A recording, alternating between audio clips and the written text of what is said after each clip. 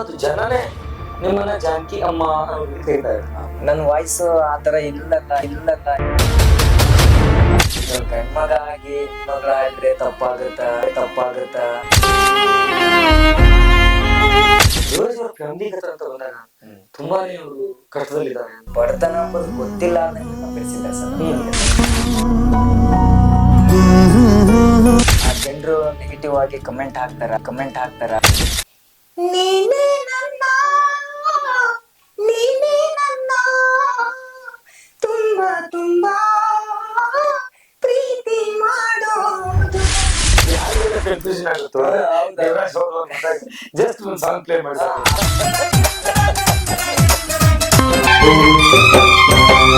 ಆತ್ಮೀಯರೇ ನಮಸ್ಕಾರ, ಜನಶ್ರೀ ಟೈಮ್ಸ್ಗೆ ಸ್ವಾಗತ. ನಾನು ಆನಂದ ಸ್ವಾಮಿ ವಿರಕ್ತಮಠ.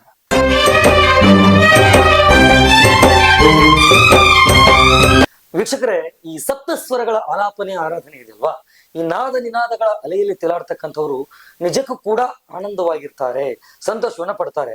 ಸಂಗೀತಕ್ಕೆ ಸಾಯುವನ್ನು ಕೂಡ ತಲೆ ಅಲ್ಲಾಡಿಸ್ಬೇಕು ಅನ್ನುವಂತ ಮಾತೊಂದಿದೆ. ನಿಜಕ್ಕೂ ಕೂಡ ರಾಗಗಳ ಆಧಾರದ ಮೇಲೆ ಈ ದೇಶದಲ್ಲಿ ಹಿಂದೆ ಕೂಡ ಸಾಕಷ್ಟು ಸಾಧನೆಗಳನ್ನ, ಪವಾಡಗಳು ಕೂಡ ಹೌದು ಅನ್ನುವಷ್ಟರ ಮಟ್ಟಿಗೆ ಸಂಗೀತಕ್ಕೆ ಶಕ್ತಿ ಇರುವುದನ್ನ ಸಾಕಷ್ಟು ಮಹನೀಯರು ತೋರಿಸಿದ್ದಾರೆ. ಅದರಲ್ಲೂ ಕೂಡ ದೀಪರಾಗ ಹಾಡ್ತಾ ಇದ್ರೆ ಸಾಕು, ದೀಪ ಬೆಳಗಬೇಕು ಅನ್ನುವಷ್ಟು ಶಕ್ತಿ ಅದಕ್ಕಿರುತ್ತೆ. ಅಂದ್ರೆ ಇದು ಕೇವಲ ಒಂದು ನಿದರ್ಶನಕ್ಕೆ ಇದೊಂದು ರಾಗದ ಹೆಸರು ಹೇಳಿದ್ರೆ, ಇಂಥದ್ದು ಸಂಗೀತದೊಳಗಡೆ ತುಂಬಾನೇ ಇರುತ್ತೆ ಅನ್ನುವಂಥದ್ದು. ಅದರಲ್ಲೂ ಕೂಡ ಗದಗ ಅಂತ ಬಂದ್ಬಿಟ್ರೆ ಇದು ಸಂಗೀತ ಕಾಶಿ. ಅಂಧ ಅನಾಥರ ದೇವರಾಗಿ ದೀನ ದಲಿತರ ದೈವವಾಗಿ ನಡೆದಿರುವಂತವ್ರು, ನುಡಿದಂತೆ ನಡೆದು ಹೋದಂತವರು ಪಂಡಿತ್ ಪುಟ್ಟರಾಜ್ ಕವಿಗವಾಯಿಗಳವರು. ಅಂತ ನೆಲಕ್ಕೆ ಇವತ್ತು ನಿಜ ಕೂಡ S Janaki, junior S Janaki ಅಂತ ಇವ್ರನ್ನ ಕರೆಯಲಾಗ್ತಾ ಇದೆ. ಇವರು ಪುರುಷರು ಆಗಿದ್ರೂ ಕೂಡ ಇವ್ರನ್ನ ಜಾನಕಿ ಅಮ್ಮನೇ ಅಂತ ಕರಿತಾ ಇದ್ದಾರೆ. ಅಷ್ಟೊಂದು ಪ್ರಸಿದ್ಧಿಯನ್ನು ಇವರು ಪಡೆದಿದ್ದಾರೆ. ನಿಜ ಕೂಡ ಬಡತನ ಈ ವಿದ್ಯೆಗೆ, ಜ್ಞಾನಕ್ಕೆ ಕೌಂಟ್ ಆಗುವುದಿಲ್ಲ, ಅದ್ಯಾವುದು ಕೂಡ ಲೆಕ್ಕಕ್ಕೆ ಬರೋದಿಲ್ಲ. ಜ್ಞಾನದ ಆಧಾರದ ಮೇಲೆ ಹೋಗ್ತದೆ ಅನ್ನೋದಕ್ಕೆ ಬಹುಶಃ ನಮ್ಮ ಬಳ್ಳಾರಿ, ನಮ್ಮ ಉತ್ತರ ಕರ್ನಾಟಕ, ನಮ್ಮ ಹೈದರಾಬಾದ್ ಕರ್ನಾಟಕದ ದೇವರಾಜ್ ಅವರು ಸಾಕ್ಷಿ ಆಗ್ತಾ ಇದ್ದಾರೆ. ಅವರು ಇವತ್ತು ನಮ್ಮ ಗದಗಕ್ಕೆ ಬಂದಿದ್ದಾರೆ, ನಮ್ಮ ಸ್ಟುಡಿಯೋ ಬಂದಿದ್ದಾರೆ. ತುಂಬಾನೇ ಖುಷಿ ಅನಿಸ್ತಾ ಇದೆ. ಅವ್ರನ್ನ ಮಾತನಾಡಿಸೋಣ. ಕಲೆಗೆ ಬಡತನ, ಸಿರಿತನ ಕೌಂಟ್ ಆಗತ್ತಾ? ಆಗಲ್ವಾ? ಅದನ್ನ ಮೆಟ್ಟಿ, ಅದನ್ನ ಕುಟ್ಟಿ ಗಟ್ಟಿ ಆಗುವುದಾದ್ರೂ ಕೂಡ ಹೇಗೆ? ಇದೆಲ್ಲದರ ಬಗ್ಗೆ ಮಾತನಾಡ್ತಾ ಹೋಗೋಣ. ನನ್ನ ಜೊತೆಗೆ ದೇವರಾಜ್ ಅವರಿದ್ದಾರೆ. ಸರ್, ಕಾರ್ಯಕ್ರಮಕ್ಕೆ ಆತ್ಮೀಯ ಸ್ವಾಗತ. ನಮಸ್ಕಾರ ಸರ್. ದೇವರಾಜ್ ಅವರು, ನಿಜಕ್ಕೂ ಕೂಡ ಎಷ್ಟು ಖುಷಿ ಅನಿಸ್ತಾ ಇದೆ ನಿಮ್ಮ ಸಿಂಪ್ಲಿಸಿಟಿ. ಯಾಕೆಂದ್ರೆ ಮನುಷ್ಯನಿಗೆ ಈ ಕಷ್ಟ ಅನ್ನೋದ್ರ ಪರಿಚಯ ಇದೆ ಅಲ್ವಾ, ಅದು ಮನುಷ್ಯನ ತುಂಬಾ ಸರಳರನ್ನಾಗಿ ಜೊತೆಗೆ ವಿನಯ, ನಮ್ರತೆ ಇದೆಲ್ಲ ಕಾಮನ್ ಆಗಿ ಬಂದ್ಬಿಡುತ್ತೆ. ಸೊ ನಿಮ್ಮನ್ನ ಆವತ್ತಿಂದ ನಾನು ನೋಡ್ತಾ ಇದ್ದೀನಿ. ತುಂಬಾ ಖುಷಿ ಅನಿಸ್ತಾ ಇದೆ ನಿಮ್ಮ ಸರಳತೆಗೆ. ಫಸ್ಟ್ಲಿ ನಿಮ್ಗೆ welcome to Gadag again once. ನೀವು ಗದಗದಲ್ಲಿ ಕಾರ್ಯಕ್ರಮ ಕೊಡ್ಲಿಕ್ಕೆ ಬಂದಿದ್ರಿ. ಈ ಜಾನಕಿ ಅಮ್ಮ ಅಂದ ತಕ್ಷಣ ಅವ್ರ ಬಗ್ಗೆ ಮಾತಾಡ್ಲಿಕ್ಕೆ ನಾವು ಎಲಿಜಿಬಲ್ ಅಲ್ಲ. ಅಷ್ಟೊಂದು ಸಂಗೀತದೊಳಗೆ ತಪಸ್ಸನ್ನ ಗೈದಂತವರು. ಅಂತ ಮಹನೀಯರ ಹಾಡುಗಳನ್ನ ಇವತ್ತು ನೀವು ಹಾಡ್ತಾ ಇದ್ದೀರಿ. ಜನ ಕೂಡ ಅದನ್ನ ಇಷ್ಟಪಡ್ತಾ ಇದ್ದಾರೆ. ಫಸ್ಟಿಗೆ ಜಾನಕಿ ಅಮ್ಮ ಅಂದ ತಕ್ಷಣ ಏನ್ ಹೇಳ್ತೀರಿ? ಜಾನಕಿ ಅಮ್ಮ ಅಂತಂದ್ರೆ ಸರ್, ನಿಜವಾಗ್ಲು ಇಡೀ ವಿಶ್ವದಲ್ಲೇ ಅವರು ಒಂದು ಸಂಗೀತದ ಕೇಂದ್ರ ಬಿಂದು ಆಗಿರ್ತಾರೆ ಸರ್.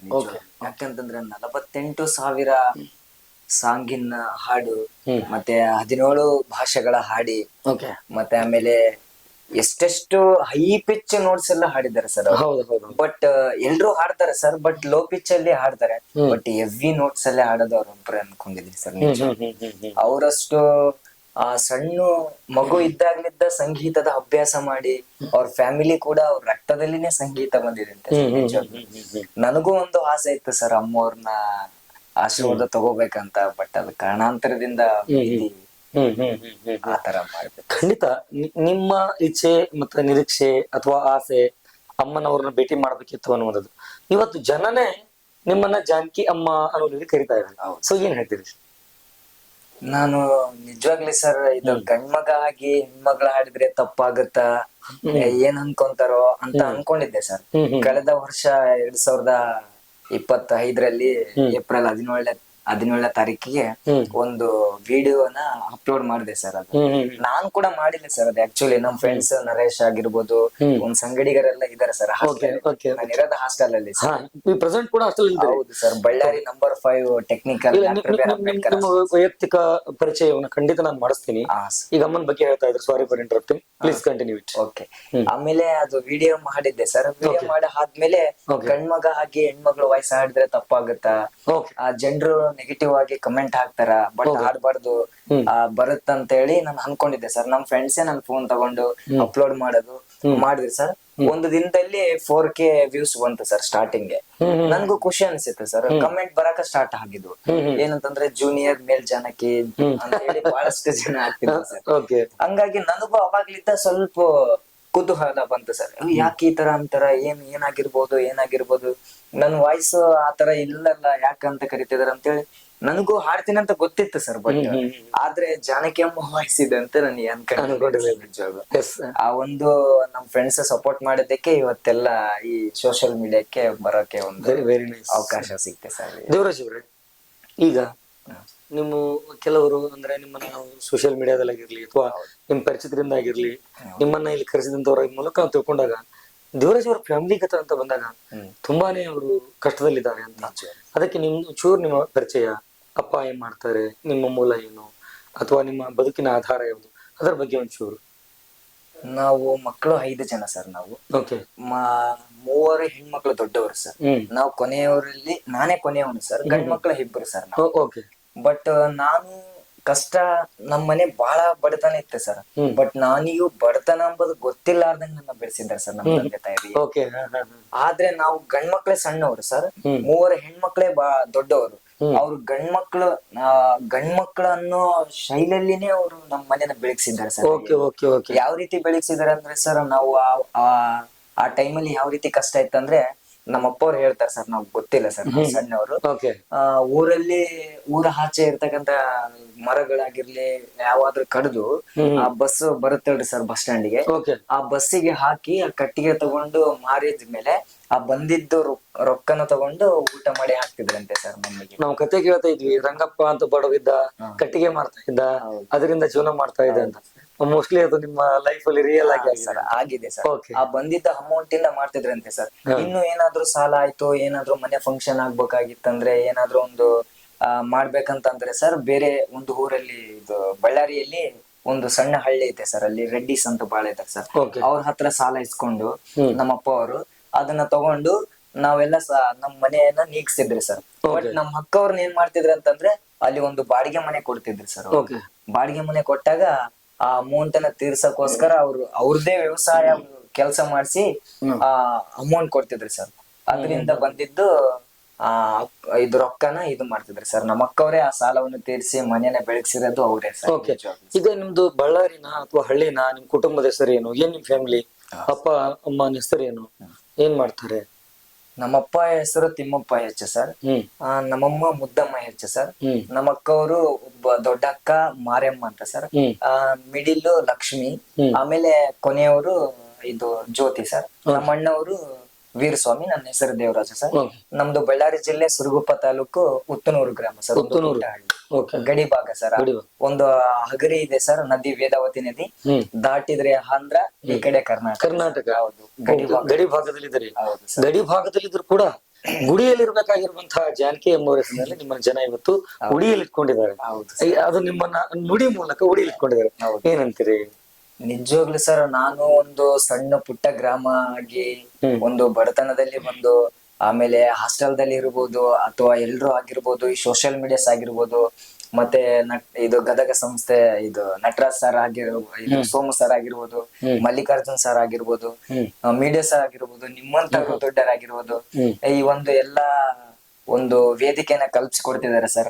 ಇದರಿಂದ ನನಗೂ ಬಹಳಷ್ಟು ಖುಷಿ ಆಗ್ತಿದೆ ಸರ್. ಏನಂತಂದ್ರೆ, ಒಂದು ಸರಿಗಮಪಕ್ಕ ಹೋಗ್ಬೇಕು ಎಂಬುದೇ ನನ್ ದೊಡ್ಡ ಆಸೆ ಸರ್.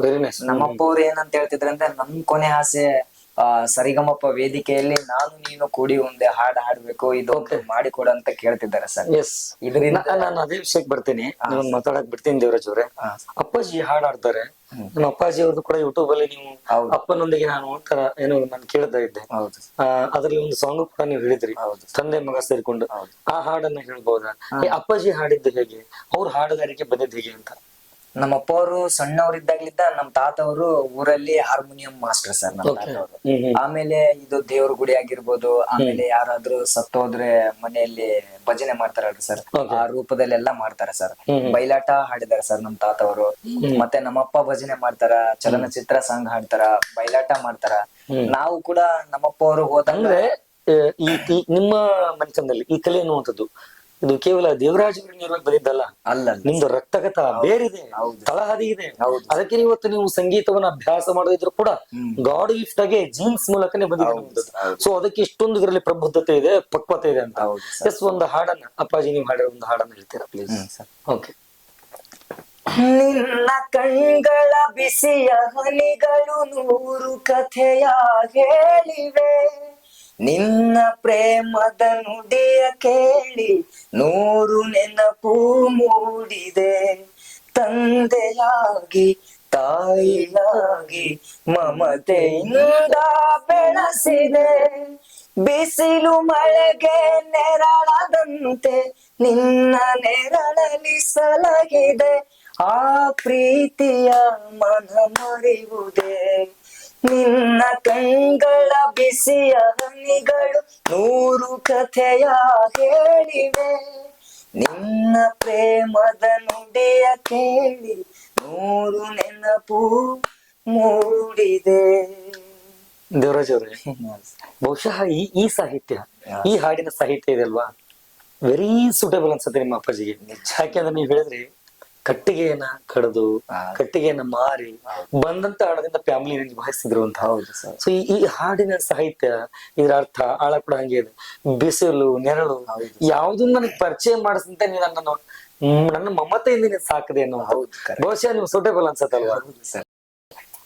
ಅವರು ನಮಗೆ ಯಾವ್ದಾದ್ರು ಫಂಕ್ಷನ್ಸ್ ಅಲ್ಲಿ ಎಲ್ಲರೂ ಕೂಡಿದಾಗ ಸರ್ ಮನೆಯಲ್ಲಿ ಆ ಒಂದು ದುಃಖದ ಸಂಗತಿಗಳಾಗಿರ್ಬೋದು ಎಲ್ಲ ಹೇಳ್ತಿರ್ತಾರ ಸರ್. ಆ ಒಂದು ಸಂಗತಿದಿಂದನೇ ಇದೆಲ್ಲ ಒಂದು ಸೂಟೇಬಲ್ ಆಗತ್ತೆ, ಹಂಗಿಂಗ ಈ ಸಾಂಗ್ನೇ ಹಾಡ್ಬೇಕು ನಾವ್ ಇಬ್ರು ಆ ಸ್ಟೇಜ್ ಮೇಲೆ ಅಂತ ಹೇಳ್ತಿದ್ದಾರೆ ಸರ್. Okay okay. ಈಗ ದೇವರಾಜ್ ಅವರೇ, ಬರೋ ದಿನದಲ್ಲಿ ಈ ಪ್ರಸ್ತುತ ಏನು ಓದ್ತಾ ಇದ್ದೀರಿ ನೀವು? ನಾವು ಇವಾಗ BE ಮಾಡ್ತಿದ್ದೀನಿ sir, engineering sir, Ballari Veerashaiva college. Okay okay okay. ಮುಂದೆ ಏನಾಗ್ಬೇಕು? ಈಗಂತೂ ಸಂಗೀತದ ಒಂದು ಸಾಧನೆಯನ್ನ ಆ ಮೈಲಿಗಲ್ ಸ್ಥಾಪನೆ ಮಾಡಿ ಕೊಟ್ಟಿದ್ದೀರಿ, ಮುಂದಿನ ಹಂತ ಹಂತವಾಗಿ ಬೆಳೀತಾ ಇದೀರಿ, ಜನ ಕೂಡ ನಿಮ್ಮನ್ನ ಪ್ರೀತಿಸ್ತಾ ಇದಾರೆ. ಸೊ ಬರೋ ದಿನಮಾನದಲ್ಲಿ ಏನ್ ಮಾಡ್ಬೇಕು ಅಂತ ಇದೀರಿ ಅಂತ? ನನ್ನ ಆಸೆ ಏನೈತೆ ಅಂದ್ರೆ ಸರ್, ಒಂದು ದೊಡ್ಡ ಸಂಗೀತಗಾರನಾಗ್ಬೇಕಂಬುದಿದೆ ಸರ್. ಯಾಕೆಂತಂದ್ರೆ ಈ ಜಗತ್ತೇ ಒಂದು ದುಃಖದ ಸಂಗತಿಯಲ್ಲಿ ಕೂಡಿದಾಗ ನಾನು ಹಾಡಿದ್ರೆ ಎಲ್ರು ಹಾಡ್ತಾರೆ ಸರ್, ಇಲ್ಲ ಅವ್ರ ತರ ನಾನು ಹಾಡಿ ಆ ಎಲ್ಲಾ ದುಃಖದ ಸಂಗತಿಗಳನ್ನ ನಾನು ಹಾಡಿದ್ದ ಸಾಲಲ್ಲಿನೇ ಅವ್ರು ಖುಷಿ ಪಡ್ಬೇಕು. ಈ ಸೇವೆನ ನಾನು ಅದರಿಂದ ಹೊರ ಕರ್ಕೊಂಡು ಬರುವಂತ ಪ್ರಯತ್ನ ಮಾಡ್ಬೇಕು ಅಂತ ಆ ತರ ಮಾಡ್ಬೇಕಂಬ. ಈಗ ನೀವು ಓದ್ತಾ ಇರುವಂತದ್ದು ಟೆಕ್ನಿಕಲ್. ಹೌದು ಸರ್. ಟೆಕ್ನಿಕಲ್ಗೂ ಮ್ಯೂಸಿಕಲ್ಗೂ ನಾನ್ ರಿಲೇಟೆಡ್ ಅಲ್ವಾ? ಆದ್ರೂ ಎಲ್ಲ ಒಂದ್ ಕಡೆ ಮನೆತನ, ಸಂಸ್ಕೃತಿ, ಅಪ್ಪ ಅಮ್ಮ ಅಜ್ಜ ಇವರೆಲ್ಲರಿಂದ ನೀವು ಬಂದಿದ್ದೀರಿ. ಸೊ ಸಂಗೀತಗಾರ ಆಗ್ಬೇಕು ಅನ್ನುವಂಥದ್ದು. ಇನ್ನು ನಿಮ್ಮ ಸ್ನೇಹಿತರು, ನಿಮ್ಮ ರಿಲೇಟಿವ್ಸ್ ಏನಂತಾರೆ ದೇವರಾಜ್ ಇವ್ರನ್ನ ನೋಡಿ? ಮುಂಚೆನೂ ನೋಡಿರ್ತಾರೆ, ಕಾಮನ್ ಆಗಿ ಜೊತೆಗಿರ್ತೀರಿ, ಬಟ್ ಒಂದು ಹಾಡು, ಒಂದು ಗೀತೆ ಇಷ್ಟು ವೈರಲ್ ಆಗಿ ದೇವರಾಜ್ ಇವ್ರನ್ನ ಬೇರೆ ಲೋಕ ಕರ್ಕೊಂಡು ಹೋಗ್ತಾ ಇದೆ. ಸೊ ಅವ್ರೆಲ್ಲ ಏನ್ ಹೇಳ್ತಾರೆ? ಯಾವ ರೀತಿ ಪ್ರೀತಿ ತೋರಿಸ್ತಾರೆ ಅಂದ್ರೆ ಸರ್, ಒಂದು ತಂದೆ ತಾಯಿಗೆ ಒಳ್ಳೆ ತಕ್ಕ ಮಗ ಆಗಿದೆ, ಈ ಬಡತನನ್ನ ನೀಗಿಸಿ ತಗೊಂಡು ಹೋಗೋ ಶಕ್ತಿ ನಿನ್ನಲ್ಲಿದೆ. ನಿಮ್ಮಪ್ಪ ಅವರು ಕೂಡ ಹಾಡ್ತಿದಾರ, ಅವ್ರಿಗೆ ಸೋಷಿಯಲ್ ಮೀಡಿಯಾ ಗೊತ್ತಿಲ್ಲ, ಅವಾಗೂ ಬೆಳೆದಿಲ್ಲ, ಬಟ್ ನಿನ್ನಿಂದ ಕೂಡ ನೀನು ಬೆಳಿತಾ ನಿಮ್ಮ ಅಪ್ಪ ಅವ್ರನ್ನು ಕೂಡ ಹಂಗೆ ಕರ್ಕೊಂಡು ಹೋಗ್ತೀವಿ, ಹಂಗೆ ಫ್ಯಾಮಿಲಿನೂ ನಿಮ್ ಜೊತೆ ಸಿಂಗಿಂಗ್ ಇದೆ ಅಲ್ವಾ, ಅದಕ್ಕೋಸ್ಕರ ಇನ್ನೂ ಕಂಟಿನ್ಯೂ ಮಾಡು. ಮತ್ತೆ ಇದು ಇಂಜಿನಿಯರಿಂಗ್ ಮಾತ್ರ ಬಿಡಕ್ ಹೋಗ್ಬೇಡ, ಹಂಗೆ ಕಂಟಿನ್ಯೂ ಮಾಡು. ಒಂದ್ ಡಿಗ್ರಿ ಅಂತ ಮಾಡಿದ್ಮೇಲೆ ಏನಿದ್ರು ಬೇಕಿದ್ರೆ ಇದು ಬೇಕಾದ್ರೆ ಫ್ಯಾಮಿಲಿ ಎಲ್ರು ಇದೇ ತರ. ಎಜುಕೇಶನ್ ಡಿಸ್ಕಂಟಿನ್ಯೂ ಆಗ್ಲೇಬಾರ್ದು. ಹೌದು ಸರ್. ಓಕೆ. ನನ್ಗೆ ಅಪ್ಪಾಜಿ ಬಗ್ಗೆ, ಸಂಗೀತ ಬಗ್ಗೆ ಹೇಳುವಾಗ ತುಂಬಾ ನೀವು ಹಾಡ್ತಾ ಇದ್ರಿ, ಆಲಾಪ ಚೆನ್ನಾಗಿ ಮಾಡ್ತಾ ಇದ್ರು. ಅಂದ್ರೆ ಎಲ್ಲೋ ಒಂದ್ ಕಡೆ ಆಶ್ರಮದಲ್ಲಿ ಕಲ್ತು ಬಿಟ್ಟಿದ್ದಾರೆ ಅನ್ನೋ. ಸೊ ನಿಮಗ್ ಖುಷಿ ಕೊಡುವಂತದ್ದು ನಿಮ್ಮ ಹಾಡು. ಇವತ್ತು ನೀವು ವೈರಲ್ ಆಗಿರುವಂತದ್ದು, ಜಾಸ್ತಿ ಫೇಮಸ್ ಆಗಿರುವಂತದ್ದು ಹಾಡು ಅಂತ ಹೇಳಿದ್ರೆ ನೀನೇ ನನ್ನ ಅನ್ನುವಂಥದ್ದು. ಅದನ್ನ ಒಂದೆರಡು ಸಾಲ ಹಾಡ್ಬೋದ? Okay sir, please. ನೀನೇ ನನ್ನ, ನೀನೇ ನನ್ನ ತುಂಬಾ ತುಂಬಾ ಪ್ರೀತಿ ಮಾಡೋದು. ಇಲ್ಲ ತಾಯಿ ಸೀತಾಮಾಯಿ, ನೀನೇ ನನ್ನ ಪ್ರೀತಿ ಮಾಡೋದು. ಪ್ರೀತಿ ಮಾಡಿ ಅಡಿಗೆ ಮಾಡಿ ತಿನಿಸೋನೆಲ್ಲ ಎಲ್ಲೂ ಇಲ್ಲ. ತಾಳಿ ಕಟ್ಟಿ ಬಾಗಿಲು ತಟ್ಟಿ ಕಾಯೋರೆಲ್ಲ ನಿಮಗೆ ಬೆಲ್ಲ. ಕೋಪದ ನಡುವೆ ಹಾಡುವುದೇ ಅಂತಃಪುರ ಗೀತೆ. ವಿರಹದ ನಡುವೆ ಪತಿ ಹಿರಲು ಸತಿಹಿದು ಬರಿ ಮಾತೆ. ಇಂದ್ರ ಕಾದ ಚಂದ್ರ ಕಾದ ಹೆಣ್ಣಿಮೆಗಾಗಿ ಶಿವನು ಕಾದ. ಹೆಣ್ಣು ಕೊಟ್ಟ ಅಯ್ಯೋ ಆಸೆ ಕೊಟ್ಟ ಬ್ರಹ್ಮ ನಡುವೆ ಈ ಗಡುವು ಇಟ್ಟ. ಏನ್ ಸಾಹಿತ್ಯ ರೀ ಅದು? ಹೆಣ್ಣು ಕೊಟ್ಟ ಆಸೆ ಇಲ್ಲ sir. ನನಗ್ ಗಡುವು ಇಟ್ಟ. ನಾನು ಮೊನ್ನೆ ಮಲ್ಲಿಕಾರ್ಜುನ್ ಸರ್ ಅವರು ಗದಗುಸ್ತವಕ್ಕೆ ಕರೆಸಿದ್ರು ಸರ್. Okay okay. ಬಸ್ಸಲ್ಲಿ ಬಂದೆ ನಾನು. ಹಾ ಬಸ್ಸಲ್ಲಿ ಬಂದಾಗ ಅವರು ನನ್ನ ಗುರ್ತಿಸಿದಾರ, ಬಟ್ ಕನ್ಫ್ಯೂಸ್ ಆಗ್ತಿದಾರೆ ಅವ್ರು. ಯಾವ ರೀತಿ ಅಂದ್ರೆ ಮಾತಾಡ್ಸಿದ್ರೆ ಏನ್ ಅನ್ಕೊಂತಾರೋ ಇಲ್ಲ ಹೌದು. ಪರ್ಟಿಕ್ಯುಲರ್ ಇಲ್ಲ. ದೇವರಾಜ್ ಅವರು ನಾನು ಮುಂದೆ ಬಸ್ ಮುಂದೆ ಕುಂತಿದ್ದೀನಿ ಸರ್, Okay. ಮುಂದೆ ಸೀಟ್ ಹಿಂದೆ ಕೂತಿದ್ದಾರ. ಈ ಸಾಂಗ್ನೇ ಇಟ್ಟಿದಾರ, ಯಾಕಂದ್ರೆ ಅವರು ಹಿಟ್ರಿಗಿನ ತಿರುಗಿ ನೋಡಿ ಮಾತಾಡ್ತಾರೆ ಅಂತ. ಈ ಸಾಂಗ್ ಇಟ್ಟಾಗ ಬಹಳಷ್ಟು ಖುಷಿ ಆಯ್ತು. ಅಂದ್ರೆ ನೀವು ಯಾರಿಗೆಲ್ಲ ಕನ್ಫ್ಯೂಷನ್ ಆಗುತ್ತೋ ಹೌದು. ದೇವರಾಜ್ ಅವರು ಅಂದಾಗ ಜಸ್ಟ್ ಒಂದ್ ಸಾಂಗ್ ಪ್ಲೇ ಮಾಡಿ ಸಾಕು. ಆ ಸಾಂಗ್ ಪ್ಲೇ ಮಾಡ್ದೆ ಸಡನ್ಲಿ ತಿರುಗಿ ನಾನೇ ಯಾಕ ಅಂತ ಹೇಳಿದ್ರೆ ಅದೇ ಒಂದ್ ಕಾಣಕ್ಕೆಲ್ಲ ಒಂದೊಂದ್ ಕಾಲಕ್ಕೆ ಒಂದೊಂದ್ ಸಾಂಗ್ ಒಬ್ಬೊಬ್ಬರಿಂದ ಹೌದು ಫೇಮಸ್ ಆಗೋದು. ಹೌದು. ಲಾಸ್ಟ್ ಟೈಮ್ ಒಬ್ಬ ತಂಗಿ ಕೂಡ ಅದೊಂದು ಲಿರಿಕ್ಸ್ ಅವಳು ಮ್ಯೂಸಿಕ್ ಅನ್ನ ಕಲಿದೇ ಇದ್ರು ಕೂಡ ಹೌದೌದು ಅವಳ ಹಾಡಿರುವಂತ ಒಂದು ಹಾಡು, ಹೌದು. ಆ ಹಾಡಿಗೆ ಎಷ್ಟು ವ್ಯಾಲ್ಯೂ. ಹೌದು. ಎಲ್ಲ ಕಡೆ ರೀಲ್ಸ್ ಆಯ್ತು, ಎಲ್ಲ ಕಡೆ ವೈರಲ್ ಆಗ್ತಾ ಇತ್ತು. ಅದು ಪಾಸಿಟಿವ್ ನೆಗೆಟಿವ್ ಆಗಿ ಹಾಡ್ತಾಳೋ ಬಿಡ್ತಾಳೋ ಹೌದು. ಅದೇ ವಿಚಾರ. ಅದೊಂದು ಗೀತೆ ಎಷ್ಟೊಂದು ಪಾಪ್ಯುಲರ್ ಆಗಿತ್ತು. ನಿಜವಾಗ್ಲೂ. ಸೊ ಅದೇ ತರ ಈ ಒಂದು ಹಾಡು ನಾವು ಕೂಡ ಇದನ್ನ ಕುಣಿತಾ ಇರ್ತೀವಿ. ಹೌದು. ಯಾವಾಗೆಲ್ಲ ದೇವರಾಜನ್ನ ಸೋಷಿಯಲ್ ಮೀಡಿಯಾದಲ್ಲಿ ನೋಡ್ತೇವೋ ಅದು ನೀನೇನು ನಾನು ಅಂತ ಸಡನ್ಲಿ ಎಲ್ರು ಬಂದ್ಬಿಡುತ್ತೆ. ಹಂಗೆ ಅಂತಾರೆ ಎಸ್ sir. ಹೌದು. ಎಸ್. ಇನ್ನು ಕೊನೆಯದಾಗಿ ದೇವರಾಜ್ ಅವರೇ, ಈ ಮೂಲಕ ನಮ್ಮ ಮಾಧ್ಯಮದ ಮೂಲಕ ಜನರಿಗೆ, ಕರ್ನಾಡಿನ ಜನರಿಗೆ ತಾವೇನ್ ಹೇಳಕ್ ಇಷ್ಟಪಡ್ತೀರಿ ಅಂತ? ಎಲ್ಲ ಒಂದು ನಾನು ಹಾಸ್ಟೆಲ್ ಪ್ರತಿಭೆ ಸರ್, ಓಕೆ. ಮತ್ತೆ ಗ್ರಾಮೀಣ ಪ್ರತಿಭೆ ಕೂಡ ಸರ್, ಬಡ ಪ್ರತಿಭೆನೂ ಕೂಡ. ಹೌದು ಹೌದು. ನಮ್ ಹಾಸ್ಟೆಲ್ ಆಗಿರ್ಬಹುದು, ವಾತಾವರಣ ಆಗಿರ್ಬೋದು, ನಮ್ಮ ಸ್ನೇಹ ಬಳಗ ಆಗಿರ್ಬೋದು, ನಮ್ ಫ್ಯಾಮಿಲಿ ಆಗಿರ್ಬೋದು, ಹಾಗೆ ನನ್ನ ಎಲ್ಲಾ ದೊಡ್ಡ ದೊಡ್ಡ ವ್ಯಕ್ತಿಗಳು ಕರ್ಸಿರ್ಬೋದು, ಹಾಗೆ ನಿಮ್ಮಂತ ಮೀಡಿಯಾದವರು ಕರ್ಸಿರ್ಬೋದು, ನ್ಯೂಸ್ ಅವರು ಕರ್ಸಿರ್ಬೋದು, ಇಂಟರ್ವ್ಯೂ ಮಾಡ್ತಿರ್ಬಹುದು, ಓಕೆ. ಒಂದು ದೊಡ್ಡ ವೇದಿಕೆ ಕಳ್ಸಿ ಕೊಡ್ತಿರ್ಬೋದು ಸರ್. ಓಕೆ. ಇದೇ ರೀತಿ ಸಪೋರ್ಟ್ ಮಾಡಿದ್ರೆ ಸರ್ ನನ್ನ ಆಸೆ ಕೊನೆಯದಾಗಿ ಈಡೇರುತ್ತಂತ ಅನ್ಕೊಂತೀನಿ. ಈ ಪ್ರೀತಿ ತೋರಿಸಿದ್ರೆ ಒಂದಲ್ಲ ಒಂದು ದಿವಸ ಸರಿಗಮಪ ಸ್ಟೇಜ್ ಮೇಲೆ ನನ್ನ ಆಸೆ ಮತ್ತು ನಮ್ ತಂದೆಯವರ ಆಸೆ ಖಂಡಿತ ಎಲ್ರು ಸಪೋರ್ಟ್ ಮಾಡಿದ್ರೆ ಖಂಡಿತ ಆಗುತ್ತೆ ಅಂತ ಅನ್ಕೊಂತಿದೀನಿ ಸರ್. ಇದೇ ರೀತಿ ಎಲ್ರು ಸಪೋರ್ಟ್ ಮಾಡಿ. ದೇವರಾಜ್ ಅವರೇ, ಇಷ್ಟೊತ್ತು ನಮ್ಮ ಸ್ಟುಡಿಯೋಗೆ ಬಂದ್ರಿ, ನಿಮ್ಮ ಫ್ಯಾಮಿಲಿ ಬಗ್ಗೆ ಹಂಚ್ಕೊಳ್ರಿ, ನಿಮ್ಮ ಕನಸುಗಳ ಬಗ್ಗೆ ಹೇಳಿದ್ರಿ, ಜೊತೆಗೆ ನಿಮ್ಮ ಜೊತೆಗಾರರನ್ನು ಕೂಡ ಈ ಸಂದರ್ಭದಲ್ಲಿ ನೀವು ಸ್ಮರಣೆ ಮಾಡ್ಕೊಂಡ್ರಿ. ಇವತ್ತು ನಾವು ಹೇಳ್ತಾ ಇದ್ದೇವೆ, ಇವತ್ತು ನೀವು ಸಂಗೀತ ಕಾಶಿಯಲ್ಲಿದ್ದೀರಿ, ಪುಟ್ಟರಾಜರ ನೆಲದಲ್ಲಿದ್ದೀರಿ, ವೀರೇಶ್ವರ ಪುಣ್ಯಾಶ್ರಮದಂತಹ ಪವಿತ್ರ ಕ್ಷೇತ್ರದಲ್ಲಿದ್ದೀರಿ. ಇದು ಸಂಗೀತ ಸಾಮ್ರಾಟರ ನಾಡು.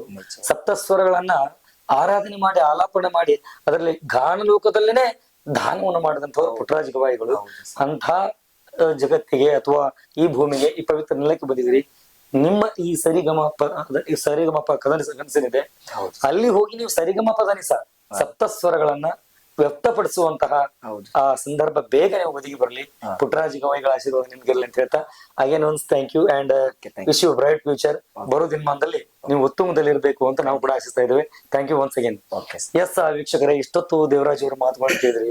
ನಿಜಕ್ಕೂ ಕೂಡ ನಾನು ಅವ್ರ ಜೊತೆಗಿದ್ದೀನಲ್ವಾ, ಸಮೀಪಕ್ಕದಲ್ವಾ, ಅವ್ರ ಹತ್ರ ಕುತ್ಕೊಂಡು ಮಾತನಾಡ್ತಾ ಇದೀನಲ್ವಾ, ಹಿಂಗ ಅನಿಸ್ತಾ ಇದೆ. ಆ ವ್ಯಕ್ತಿ ಎಷ್ಟೊಂದು ಸರಳ.